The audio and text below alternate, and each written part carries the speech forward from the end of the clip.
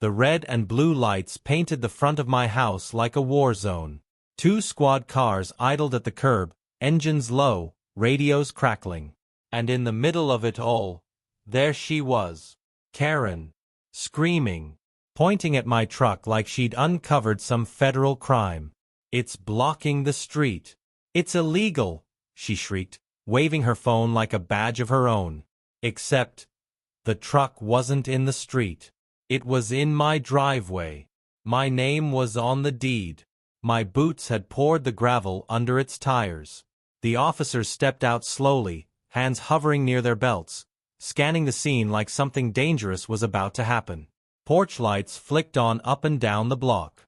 Neighbors parted blinds, phones recording in the shadows. Karen folded her arms with a grin, because in her mind, she'd already won. She thought this was just another one of her HOA victories. Another neighbor forced to kneel before her rules. I stood there in a hoodie and jeans, calm on the outside but burning on the inside. This was supposed to be a quiet night at home. But somehow, in less than 15 minutes, I'd gone from parking in my own driveway to having 2 officers called on me. The lead officer approached slowly, glancing between Karen's finger and the truck's tires. There was a moment, a single breath of silence, where the neighborhood held still. Even the wind seemed to stop moving. Then I reached into my jacket. Not for anything dangerous. Just for the one thing that would turn this entire situation upside down. A flash of metal. A badge. Karen's grin faltered. The officers straightened their posture. She thought she was reporting a trespasser. She didn't realize she'd just picked a fight with someone who outranked half the precinct. And in that moment, everything changed. When I first moved into Maplewood Estates, I wasn't looking for trouble. After years of deployments, high-stakes decisions, and long stretches away from home, I wanted one thing: quiet. A simple life in a quiet neighborhood. A patch of land where I could breathe again. The house wasn't fancy, but it was mine. A single-story brick home with a double driveway, a sturdy oak tree shading the front yard, and a flagpole anchored beside the porch. The American flag waved softly with every breeze. My truck, a weathered but well-maintained beast with a few unit decals on the rear window, fit perfectly in that driveway. This was supposed to be my sanctuary, my hard-earned peace. It didn't take long to notice her. Karen, always on the sidewalk, clipboard in hand, like she was on a mission to defend the neighborhood from overgrown grass and slightly crooked mailboxes. She wasn't officially part of any security patrol, but she moved like she owned the place, patrolling, peering, whispering. If there was an HOA rule, she knew it by heart. And if there wasn't, she'd invent one on the spot. The first interaction wasn't hostile, just odd. A bright yellow flyer left neatly tucked under my doormat. Driveway maintenance guidelines. Vehicles must not extend beyond boundary. I hadn't even unpacked my boxes yet. Then came the notes. Not official HOA letters, just scraps of paper with handwriting that tried to sound polite but bled irritation. Your trash can is too visible from the street. Your truck makes the neighborhood look less uniform. It was the kind of nonsense you ignore, because it's easier than letting it get under your skin. So, I ignored it. For a while. Karen wasn't just one person. She was a presence. You could feel it. Curtains rustled when you pulled into the driveway. Doors creaked when you stepped out for a late-night walk. Some neighbors fell in line with her brand of control, nodding politely to keep the peace. Others whispered behind closed doors, trading stories of her warnings and complaints like campfire tales. Nobody wanted to make her their enemy. Then came the HOA flyers. Laminated this time. A whole section dedicated to vehicle placement and aesthetic standards. No commercial logos, no overhang past the curb, no non-standard vehicles. You'd think we were living in a gated embassy, not a quiet suburb. I kept my head down. After everything I'd been through, a suburban control freak was the least of my worries. Until the day I decided to rebuild the front steps. Just a Saturday project, gravel bags, a rented tool, and my truck backed slightly at an angle to unload material. The front wheels were still in my driveway. But the rear bumper?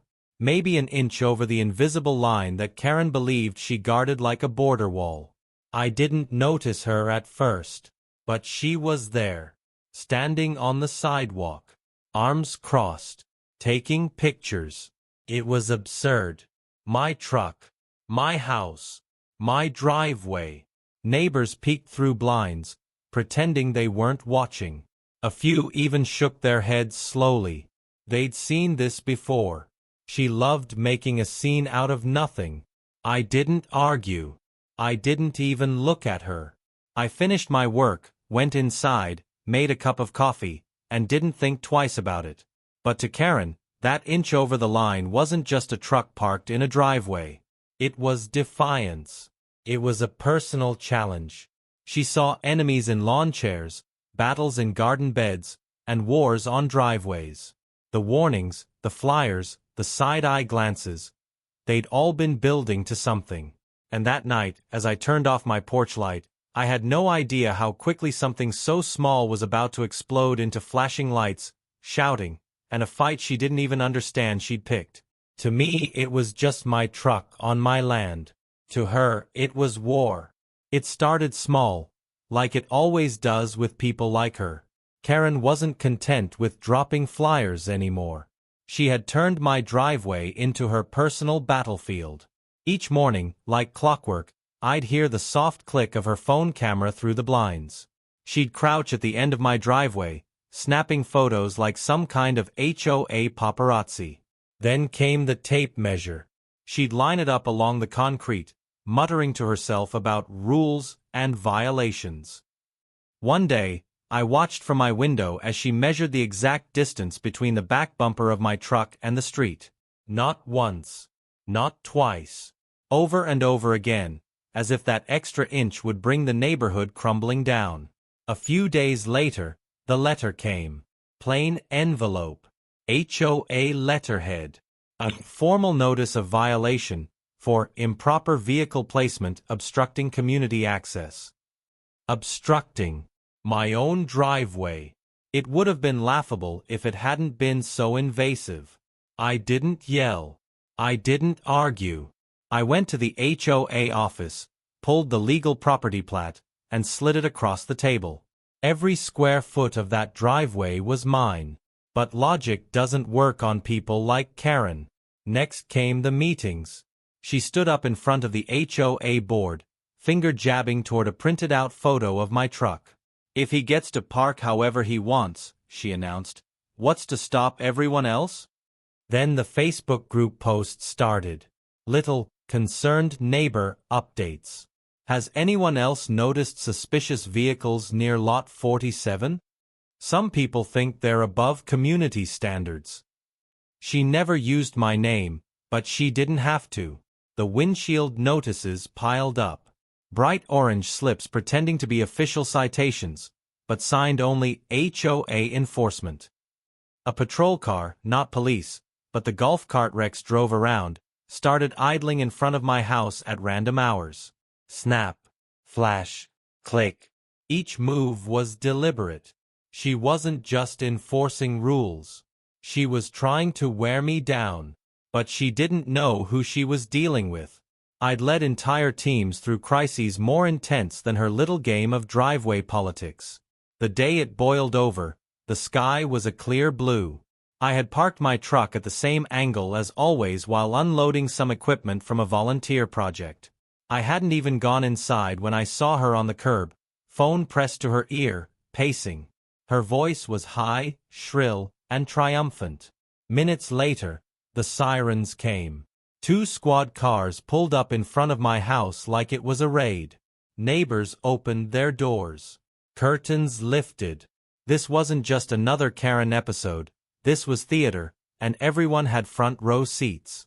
Karen stood in the middle of it all, arms folded tight, a smirk carved into her face. She had called the police on me for parking in my own driveway. The officer stepped out cautiously, scanning the truck, then me. One of them muttered something to his partner. Karen's voice rang out clear. That vehicle doesn't belong here. It's blocking access. I let her finish her little performance. I didn't shout back. I didn't flinch.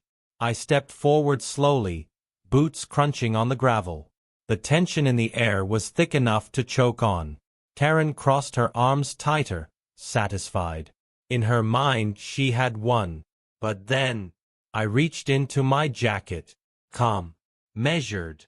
No rush. No fear. And as my hand came out, it wasn't holding car keys. It wasn't holding a wallet. It was holding something else. I wasn't just some random homeowner, my voice steady, quiet, cutting through the murmurs. I was the man who trained half the state's emergency response team. The badge gleamed in the sunlight. And for the first time since I'd moved in, Karen's face lost that smile. The air was thick and silent in that split second after the badge caught the sunlight. You could hear the hum of the cruiser engines, the flutter of the flag over my porch, and nothing else. The lead officer was the first to react. His expression shifted almost instantly, from cautious neutrality to sharp recognition. He straightened his spine like someone flicked a switch. A glance at the insignia on my chest, then a crisp salute. Karen's smirk faltered. Just a little. But it was the first crack. The second officer followed suit, stepping forward with a respectful nod. Sir, he said quietly, the way officers talk when they're addressing someone who isn't just another homeowner. Karen's face twisted. Confusion first. Then something else. The slow realization that this wasn't going the way she'd scripted in her head. What are you doing? She barked. That truck is blocking the street. He doesn't even. The lead officer raised a hand, not to her, but between us. Calm. Controlled. Ma'am, this is his property. He's parked in his driveway. There's no violation here. For a second, you could see the thought hit her like a gut punch. Karen stammered. But the HOA has rules. And the HOA, the officer cut in, his tone even but firm, has no jurisdiction over a man's private driveway. None. Her jaw opened and closed, but no sound came out. The smugness she wore like armor cracked wide open. She tried to recover, doubling down with the kind of desperation that only comes from someone who's never actually been challenged. I want him cited, she snapped. I want a tow truck. He's intimidating me. That got a raised eyebrow from the second officer. A long, deliberate pause. And then, nothing. Just silence. The kind of silence that doesn't need words to say you just lost. By now, neighbors were filing out onto their porches. Phones lifted. Cameras rolling. Whispers swirled through the air like smoke. Everyone had seen Karen at work before, but this was different. This was her empire cracking in real time. The lead officer adjusted his radio and spoke louder, so she couldn't pretend she hadn't heard. Ma'am, there's nothing illegal here. This is private property. You called us for nothing. That was the moment her power evaporated. She tried to talk her way back, softening her voice, adding fake politeness where venom used to be. But it was too late. The story had already flipped. She wasn't the enforcer anymore. She was the problem. One of the neighbors actually laughed under their breath. Another started clapping, slowly at first, then louder when others joined in. It wasn't for me, really. It was for the moment. The moment someone finally stood up to the person who'd made this place miserable for everyone else. Karen's face flushed red as she realized every single camera was pointed at her now. She took a half step back, clutching her phone like a lifeline. And me? I didn't have to say a word. I just stood there, hands loose at my sides, calm as ever. Years of command and discipline had taught me that real power doesn't scream. It doesn't flail. It stands. She wanted to make me small. Instead, she made herself look powerless. That's the thing about power. When it's fake, it only lasts until someone stands up. The thing about moments like that? They don't just end when the lights go out and the cruisers drive away. They ripple. Quietly at first.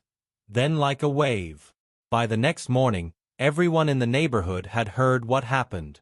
Not because I told anyone, I didn't need to. Videos spread through the community Facebook group faster than Karen's flyers ever had. That single clip, her yelling, the salute, the officer calmly telling her she had no authority, became the story of the week. The HOA board tried to stay silent at first. But silence in a small community doesn't hold for long. Homeowners started asking questions. Hard ones. About why she called the police in the first place. About whether any of the parking rules they'd been threatened with actually held legal weight. The truth came out fast. It didn't. The board, once smug and untouchable, had no choice but to back down. 2 weeks later, they quietly amended the parking guidelines, softening language, removing the lines that gave Karen her favorite weapon. No emergency clauses. No vague, community safety excuses. Just plain language and clear limits. But that wasn't the only consequence. Karen herself received a formal notice from local authorities, an official warning for misuse of emergency services.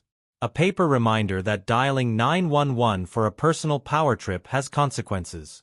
It didn't carry handcuffs, but it carried something worse for her: reputation damage. The woman who once barked orders like she owned the block suddenly found her voice faltering.